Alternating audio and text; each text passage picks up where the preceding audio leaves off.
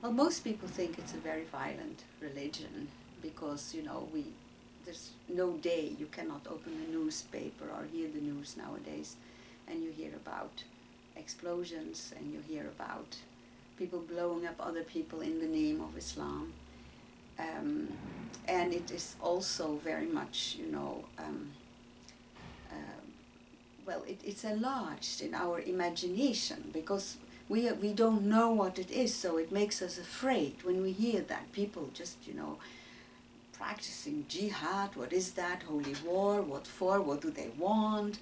And then we have, we live in a time with awful examples such as ISIS or ISIL or whatever they call themselves in Iraq and Syria, which just tries to trample entire cities. So people think that there is an inherent violence in Islam, and they forget that for hundreds of years Muslims lived peaceful lives.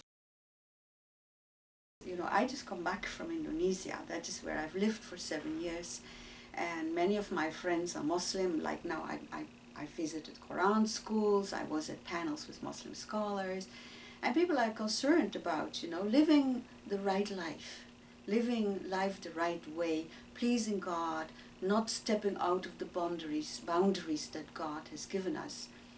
Today Ramadan starts, the month of fasting, and Muslims all over the world are very intentional about, making it right between them and God, because that's what Ramadan is about. You try to get back on the straight path. You try to think about your sins of the last year, and if you find things that you did wrong, you try to correct them and address them, reflect on them. Ramadan is not just fasting, not eating, being hungry and thirsty. It's really about reflecting on what is my life about and what is my relationship with God, with Allah.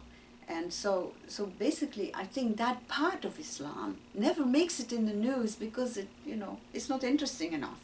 All these people sitting in these mosques every night in Ramadan, chanting the Quran, having special services, special preachers, singing praises to the Prophet Muhammad. You don't hear anything of that, and that is to me the most joyful of